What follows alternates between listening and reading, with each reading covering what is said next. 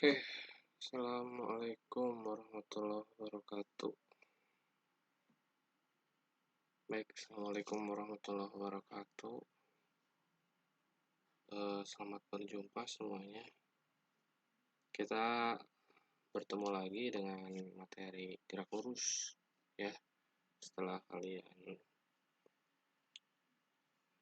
melakukan pembukaan tadi, dan sedikit kita melakukan pemanasan materi, sekarang kita masuk ke materi tentang gerak lurus. Kalau berbicara tentang gerak lurus, ini kan ada dua kata, gerak dan lurus. Sekarang kita jangan dulu masuk ke bahasan gerak lurus, tapi kita pahami dulu yang namanya gerak itu apa. Berbicara tentang gerak, pasti adanya perubahan. Orang bergerak itu kalau diam kan tidak melakukan apa-apa, tidak kemana-mana, berarti bergerak itu dia berpindah. Nah, prinsip berpindah pasti ada yang disebut acuan. Nah, acuan ini bakal dibagi dua, titik awal, ada juga yang disebut titik akhir. Itu prinsip tentang gerak, harus ada dua acuan. Ketika misalnya kalian pergi dari rumah, pergi ke misalnya di sini sekolah.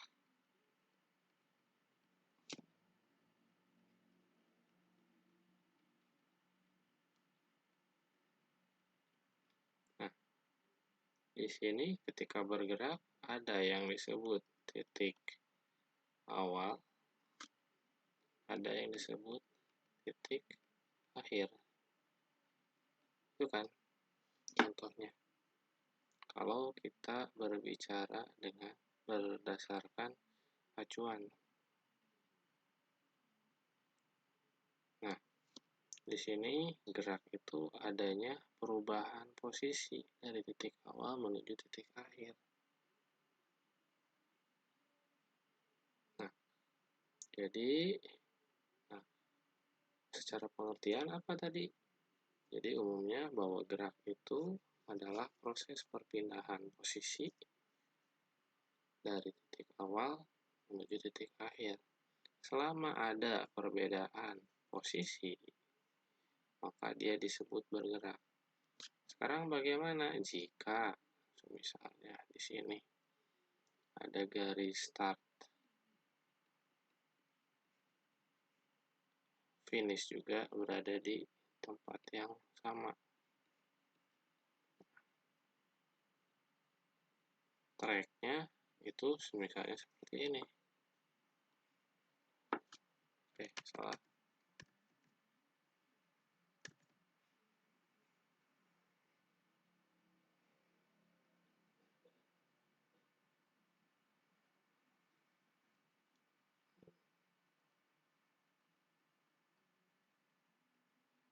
Nah, ketika orang berlari mengitari lintasan ini, dia berawal dari misalnya di sini titik awal, di sini juga titik akhirnya.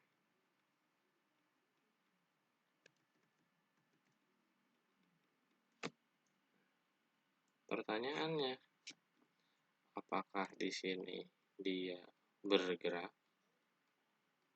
Kalau berdasarkan acuan tadi,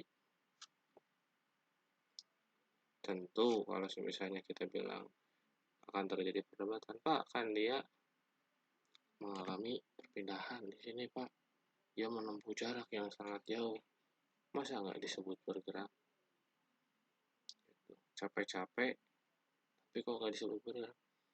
Ya, kita balik lagi ke definisi awal. Di sini ada yang disebut titik awal dan titik akhir. Ketika ada selisih antara titik awal dan titik akhir, maka dia disebut melakukan gerak. Kalau tidak ada sama sekali, kembali ke titik awal, sejauh apapun dia bergerak, dia dikatakan tidak bergerak sama sekali. Itu yang dimaksud dengan gerak lurus. Dimaksud dengan gerak. Itu jadi kesimpulannya tentang gerak.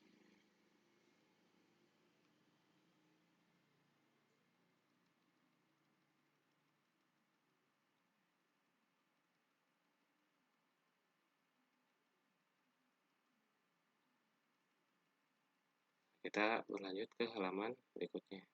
Oke. Nah, tadi kita bicara tentang gerak. Nah, sekarang balik lagi. Apa sih tadi yang disebut gerak lurus itu?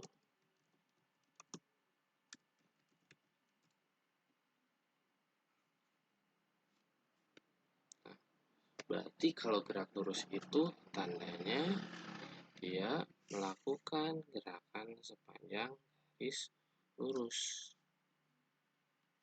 Jadi ada yang disebut titik awal, ada yang disebut tadi balik lagi titik akhir. Tadi kita berbicara tentang jarak yang ditempuh. Jaraknya sangat panjang, tapi dia tidak bergerak sama sekali. Tapi ada juga yang disebut perpindahan. Nah, berarti kita punya dua konsep sekarang. Ada yang disebut jarak, ada yang disebut perpindahan. Nah, ini harus kita pahami juga.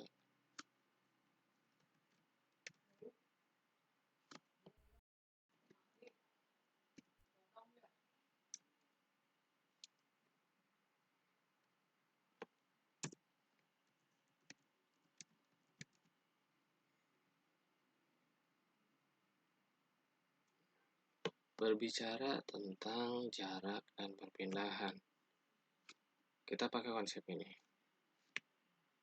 Seorang misalnya melakukan perjalanan dari rumah menuju ke sekolah.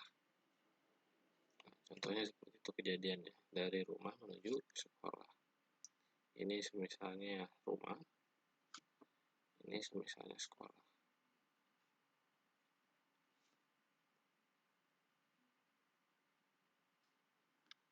Nah, ketika dia berangkat, pertama dia bergerak ke arah timur, menempuh jarak sejauh 80 meter.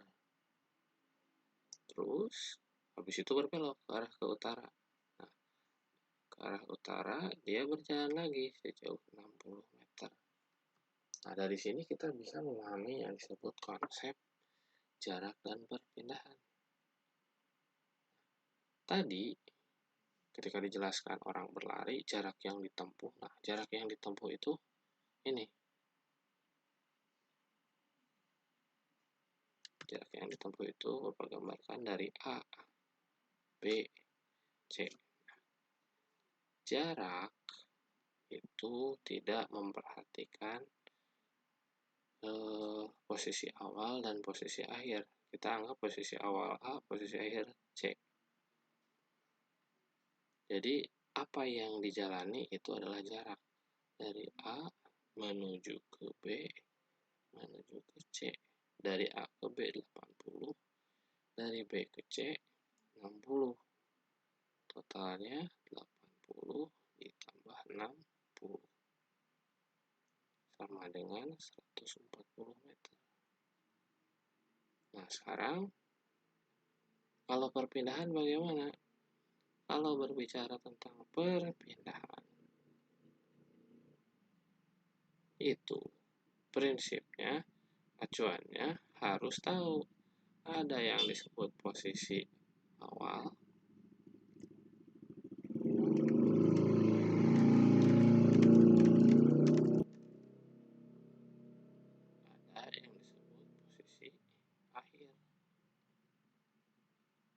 posisi awal di A, posisi akhir di C.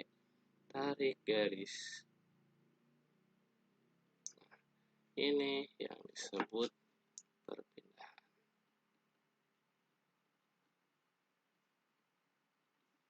Nah, karena bentuknya seperti segitiga siku-siku, maka perpindahan kita bisa hitung menggunakan teorema Pythagoras, yaitu AB kuadrat ditambah BC kuadrat.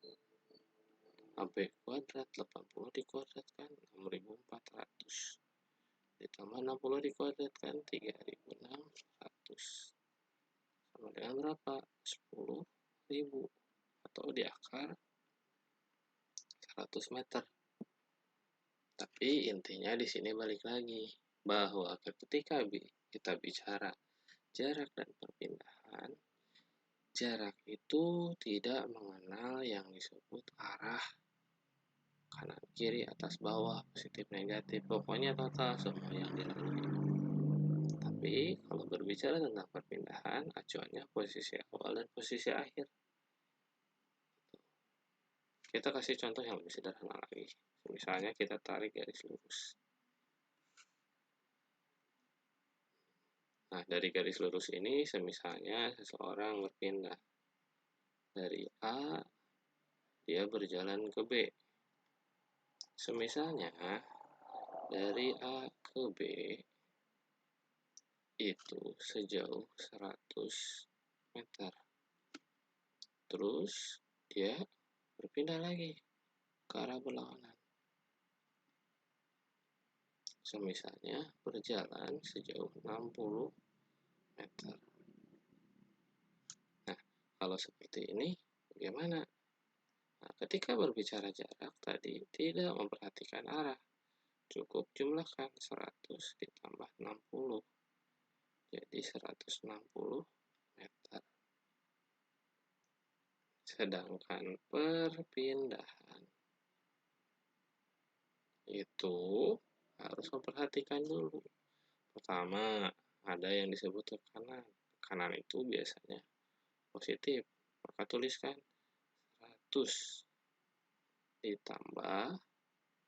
Nah, yang terakhir, kejadian kedua dia bergerak ke arah kiri. Kiri itu biasanya simbolnya diberi negatif. Berarti negatif 60 meter. Atau 60 saja di sini. 100 ditambah 60 negatif. Jadi berapa? 40 meter. Dan kebetulan di sini positif, berarti perpindahannya tetap. Dia berpindah ke arah kanan. Karena di sini nilainya nilai positif. Kecuali kalau di sini negatif, tandanya dia bergerak ke arah kiri. Nah, bagaimana cara menentukan sebuah perpindahan itu positif dan negatif? Kita bisa gunakan pola ini. Kalau misalnya bergerak ke arah kanan, tandanya dia positif. Tandanya dia bergerak ke arah atas, tandanya dia positif juga. Kalau kiri, negatif. Kalau ke bawah juga sama, negatif. Ini biasanya kalau misalnya berhubungan dengan garis lurus. Tapi kalau terjadi campurannya, kalian harus memperhitungkan dulu. Seperti yang tadi, berbentuk apa? Berbentuk segitiga, siku. Nah, itu kita berbicara tentang gerak lurus. Nah, ketika benda bergerak, maka timbul jarak dan perpindahan. Nah, setelah itu konsepnya kita berlanjut bahwa setiap benda bergerak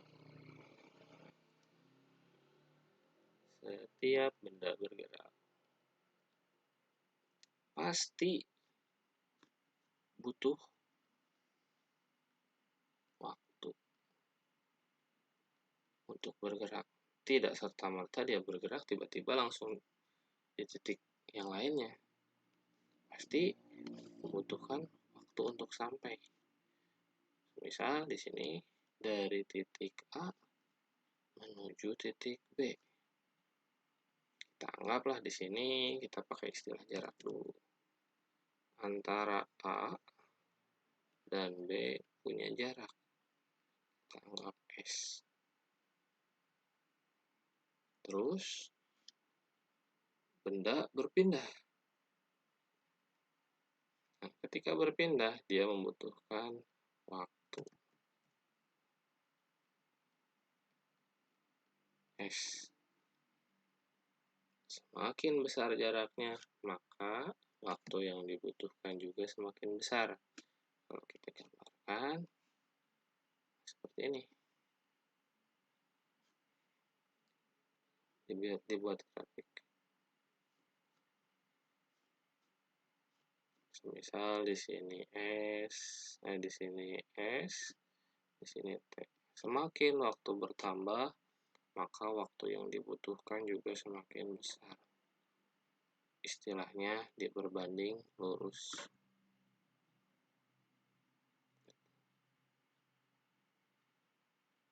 Nah, dari sini bisa didapat ada yang disebut kelajuan.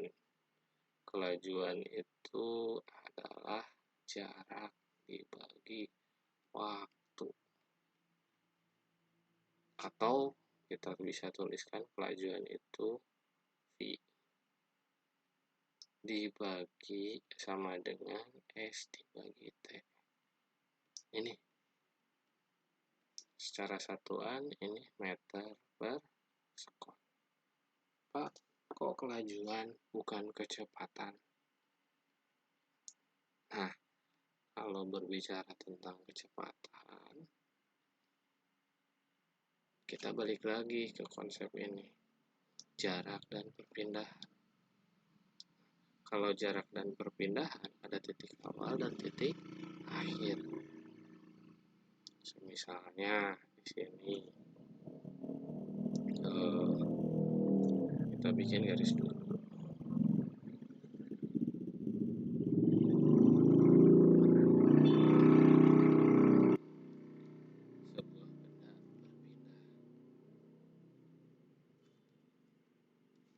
Kita bikin sebentar.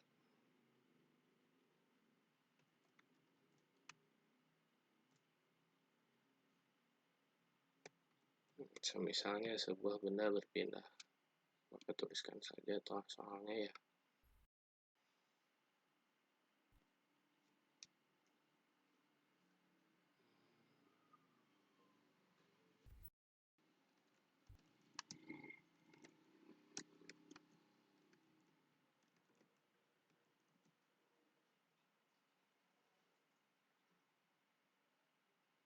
Sebuah benda bergerak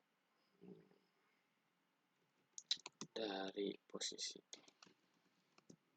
200 meter menuju 800 meter di lintasan.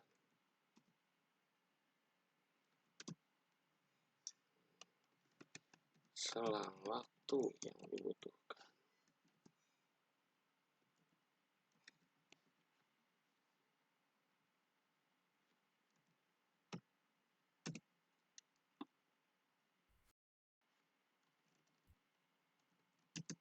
adalah misalnya 120 sekon. Itu kecepatan. Nah, kita punya soal seperti ini. Nah, kenapa Bapak di sini ada lintasan posisi dari 200 ke 800? Karena kalau kecepatan itu hubungannya adalah perpindahan dibagi selang waktu. Ingat, yang namanya perpindahan itu ada acuan posisi awal dan posisi akhir. Beda dengan jarak ya. dibagi selang waktu. Atau bisa disebut kecepatan rata-rata V bar, si garis di atas. Posisi awal kita anggap misalnya S2.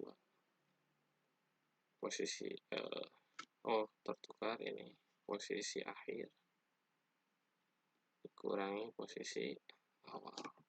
S2 kurangi S1 di bawah selang waktu. Kadang ada yang dibahas selang waktu antara berapa dengan berapa, bisa juga T2 kurangi T1. Nah, ini selisih.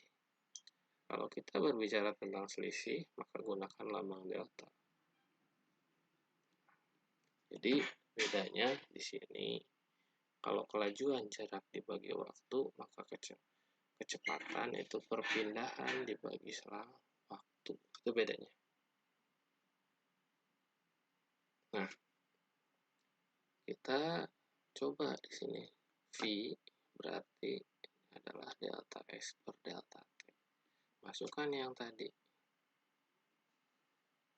V sama dengan posisi akhir itu 800 dikurangi posisi awal 200. Selang waktunya 120. Kebetulan tidak perlu menghitung waktu awal dan waktu akhir.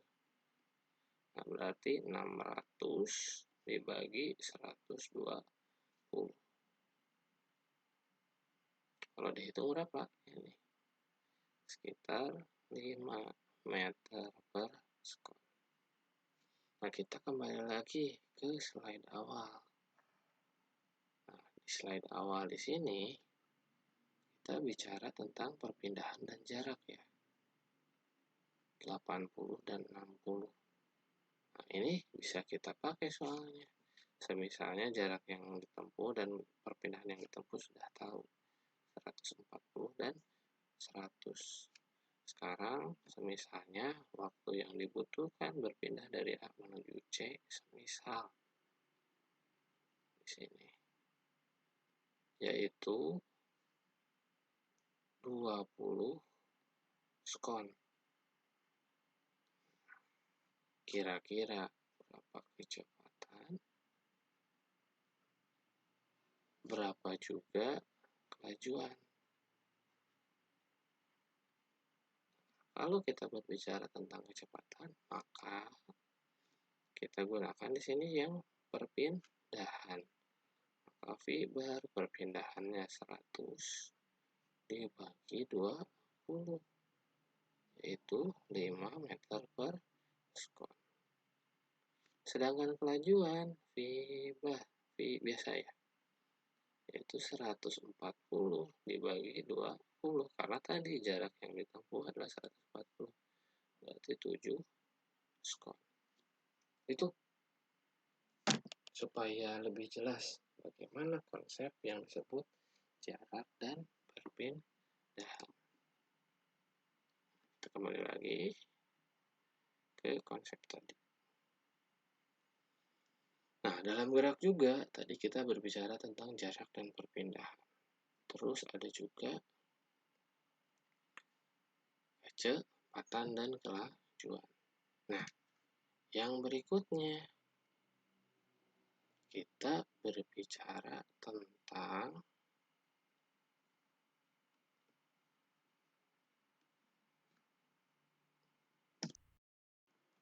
percepatan.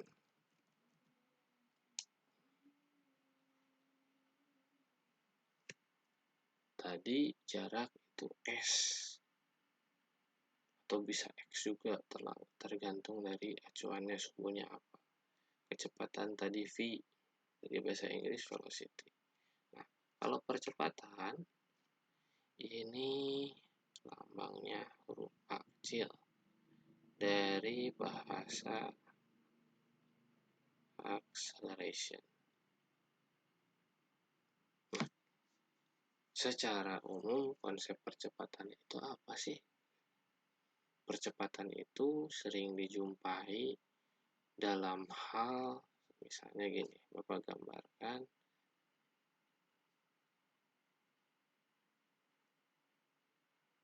sebuah kendaraan.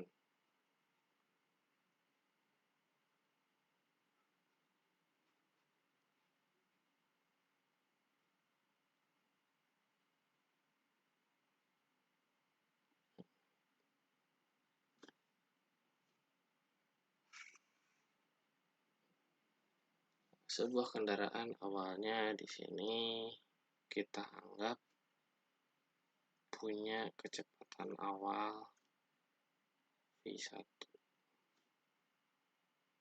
Ini yang disebut kecepatan awal. Tentunya kalau benda bergerak, misalnya di sini,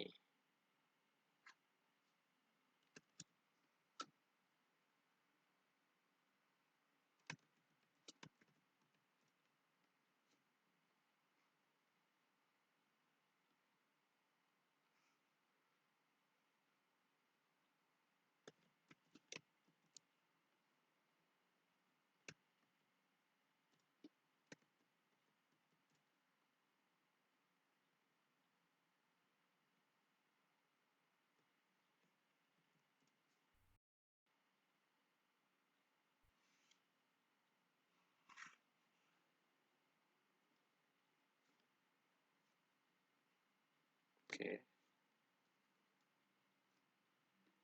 misalnya benda bergerak. Dari V1 dia bergerak, terus di sini V2, kecepatan akhir.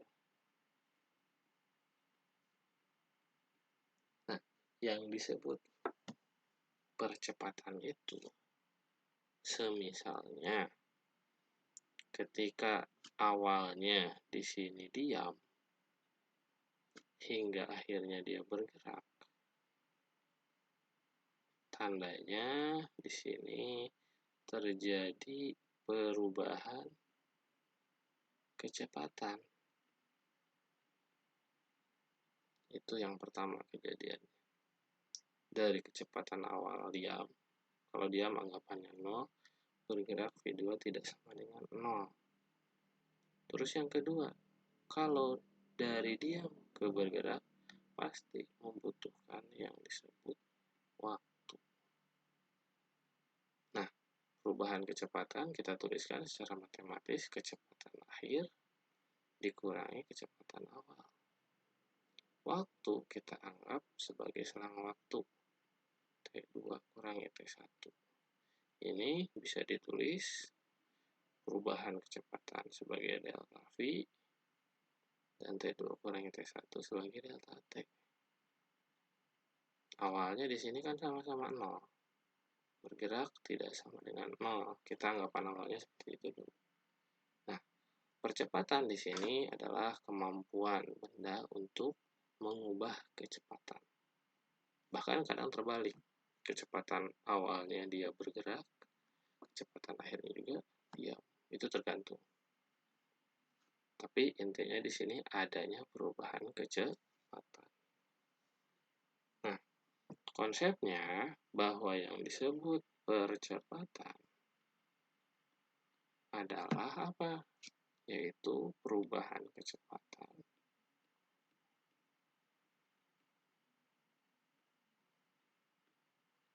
dibagi selang waktu.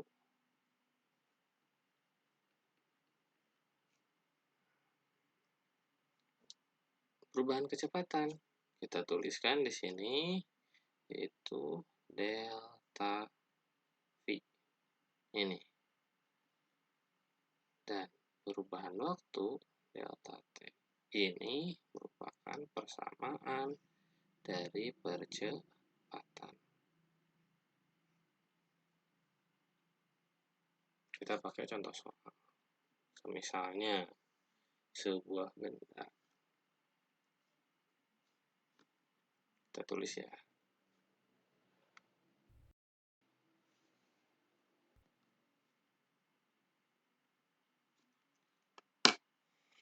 Sebuah benda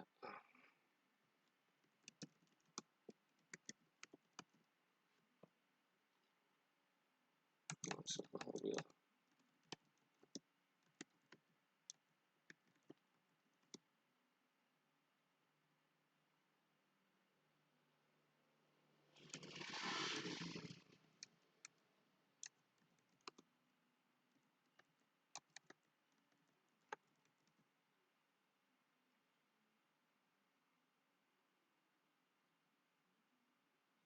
Sebuah benda bergerak dengan kecepatan misalnya di sini 25 meter per sekon.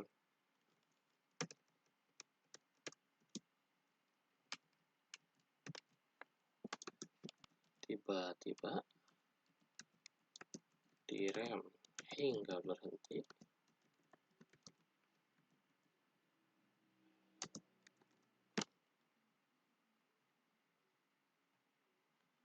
Membutuhkan waktu sekitar 10 sekon, atau kita terlalu ini 5 sekon semisal.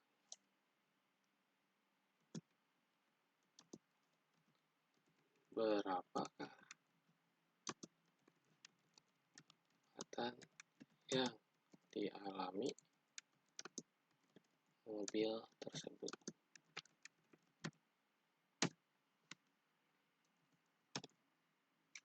Oke, kita coba bahas di sini. Sebuah mobil bergerak dengan kecepatan 25 meter per sekon. Tiba-tiba direm hingga berhenti, membutuhkan waktu sekitar 5 sekon untuk sampai berhenti. Berapa percepatan yang dialami mobil tersebut? Nah, kalau di sini berarti kecepatan awalnya yaitu 25, ini kita anggap sebagai kecepatan awal. Dan berhenti, ini kalimatnya harus dipahami, ini kecepatan akhir. Kalau kita anggap di sini kecepatan akhir berapa kalau berhenti? 0. Tidak ada sama sekali. Dan membutuhkan waktu. Kita dapat 3 komponen yang diketahui. Dan yang ditanyakan ini, berapakah percepatan? Jadi pertama kita diketahui kecepatan awal V1 25 meter per sekon. V2 karena berhenti 0 meter per sekon, dan waktu yang dibutuhkan delta T adalah 5 sekon. Dan ditanyakan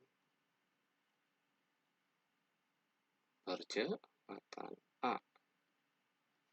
Jawab tadi secara persamaan bahwa percepatan itu perubahan kecepatan dibagi selang waktu.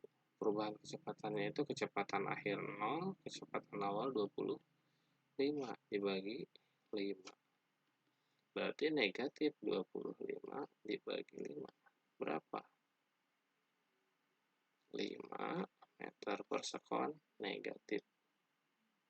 Nah, kok negatif? Negatif tandanya benda itu diperlambat.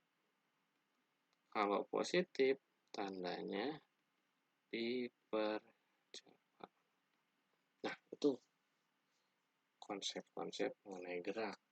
Mulai dari tadi jarak dan perpindahan, kecepatan, sekarang percepatan. Dan ini akan nanti menjadi dasar tentang persamaan GLB dan GLBB. Tapi sekarang satu lagi nih, berbicara tentang percepatan. Kalau berbicara tentang kecepatan awal, kecepatan akhir.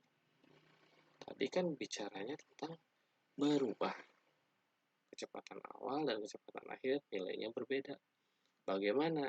Misalnya kejadian kalian mengendarai benda dengan kecepatan yang tetap. Di sini anggapannya bahwa V1 kecepatan awal sama dengan kecepatan akhir. Nah, kalau semisalnya kecepatan sama, apa pengaruhnya ke percepatan?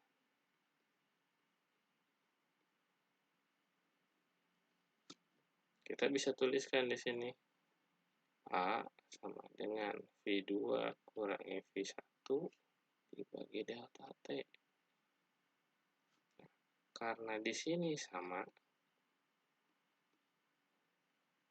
atau kita tuliskan di sini apa? V2 sama dengan V1. Coba kalau kita masukkan di sini 5. Di sini 5. 5 kurangi 5 0. Maka di sini V2 kurangi V1 sama dengan 0. Maka saat benda bergerak dengan kecepatan konstan, nilai percepatan A itu sama dengan 0. Jadi percepatan itu hanya terjadi jika benda itu bergerak mengalami penambahan kecepatan atau pengurangan kecepatan. Jika kecepatannya sedang dalam posisi sama, tidak berubah sama sekali, maka tandanya dia sedang mengalami percepatan 0. Ini akan menjadi dasar kita akan mempelajari tentang ini GLB dan apa?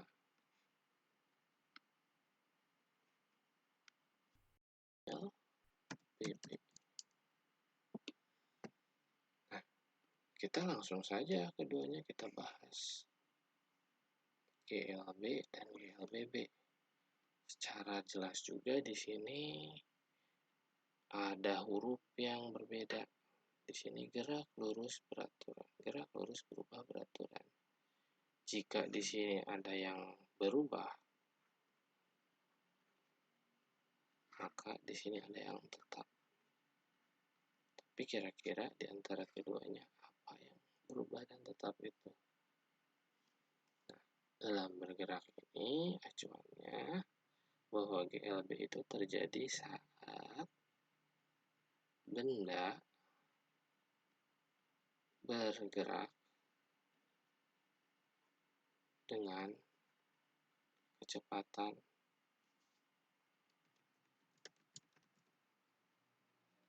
tetap alias konstan. Sedangkan di sini benda bergerak mengalami perubahan kecepatan.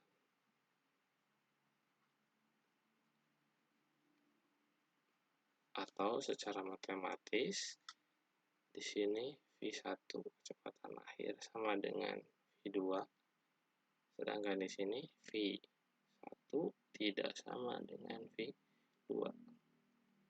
Mau itu V1-nya lebih besar atau V1-nya lebih kecil.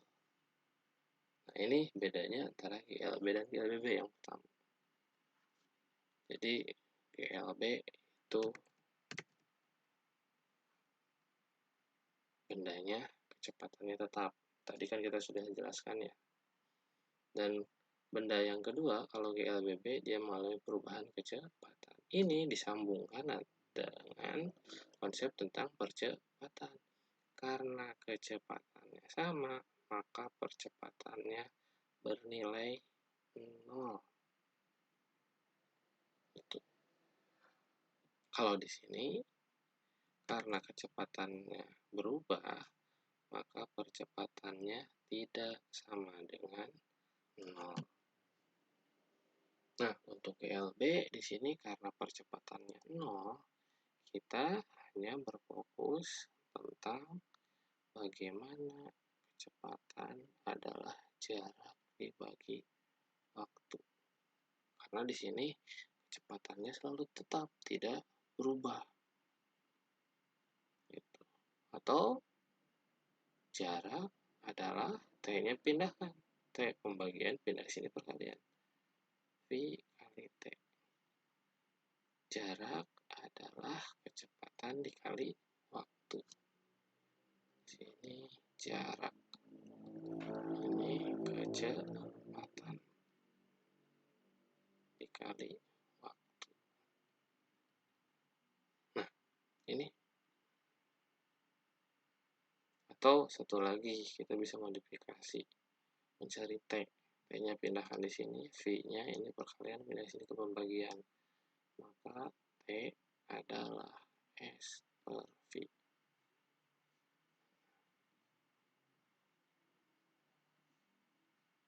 jarak V, jarak S, kecepatan itu V, waktu adalah T. Nah, ini tentang GLB, karena acuan kecepatannya tetap tidak berubah sama sekali. Tapi di sini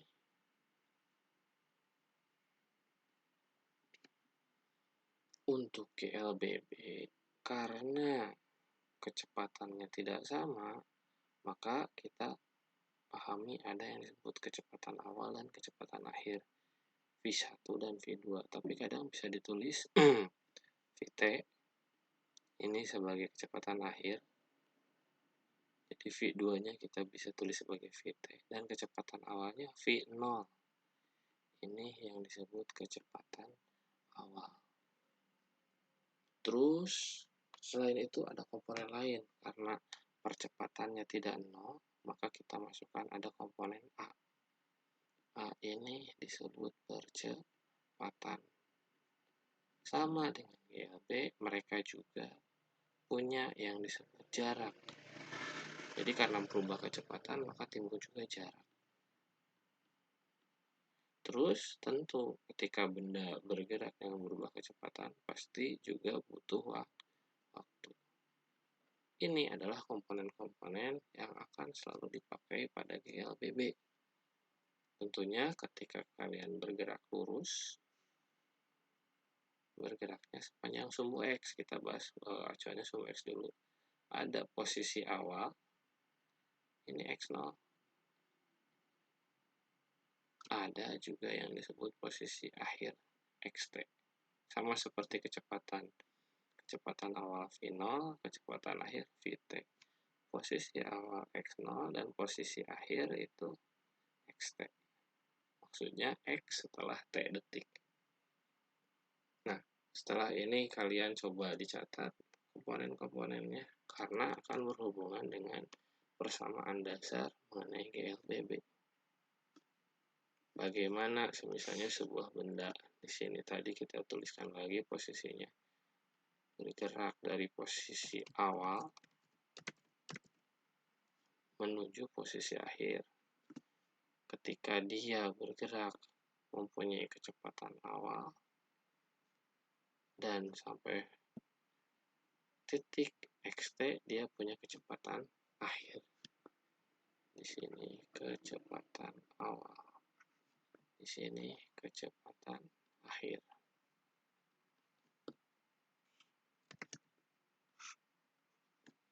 Di sini posisi awal, di sini juga posisi akhir.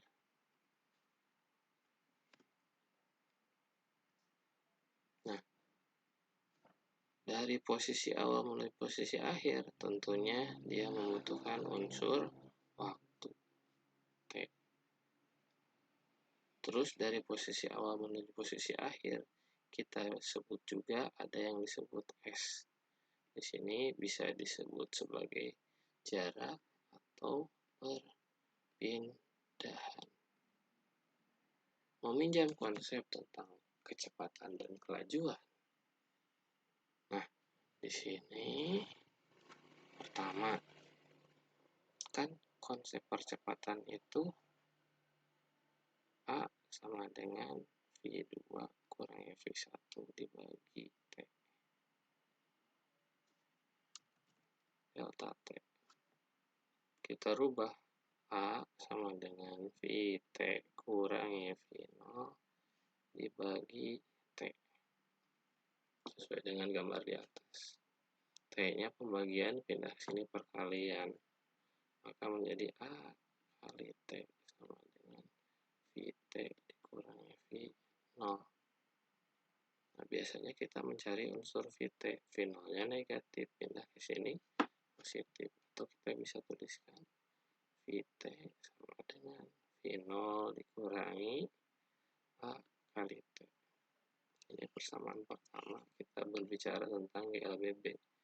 Mencari kecepatan akhir cukup dengan bagaimana?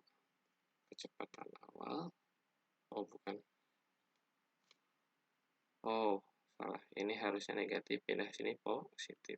Nah, kecepatan awal ditambah percepatan dikali waktu. Terus ada juga persamaan lain, kita langsung saja. Jika ada unsur jarak, tidak ada unsur waktu, maka untuk mencari kecepatan akhir cukup dikuadratkan. Vt kuadrat adalah final kuadrat ditambah 2 dikali A dikali S. 2 dikali percepatan dikali jarak. Ini persamaan yang kedua.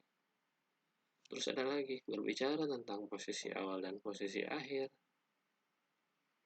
bahwa untuk mencari posisi akhir xt cukup menghitung dengan posisi awal ditambahkan kecepatan awal dikali waktu yang dibutuhkan. Nah, ditambah setengah dikali percepatan dikali waktu juga yang dibutuhkan, namun di sini dikuadratkan. Kira-kira ini 3 persamaan yang akan kalian pakai dalam memahami gerak lurus yang tadi kita awal balik lagi. Pertama, kita pelajari tentang apa yang disebut gerak.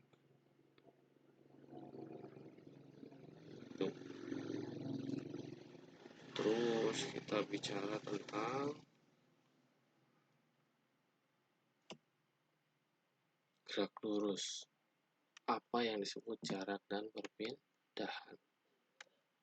Terus kita pahami juga jarak dan perpindahan seperti apa, bahwa dalam perpindahan itu arah menentukan nilai positif dan negatif. Terus kita juga belajar tentang setelah jarak dan perpindahan ada konsep yang disebut kelajuan dan kecepatan. Terus setelah kelajuan dan kecepatan kalian juga belajar tentang istilah proses percepatan. Dan setelah itu kalian juga di sini setelah mempelajari dasar-dasarnya, kita berlanjut ke apa konsep dari GLB dan GLBB. Dan tentunya di sini nanti kita coba juga dengan latihan-latihan soal itu. Sekian untuk materi yang akan kalian simak untuk diskusikan. Selamat berdiskusi. Selamat belajar. Terima kasih.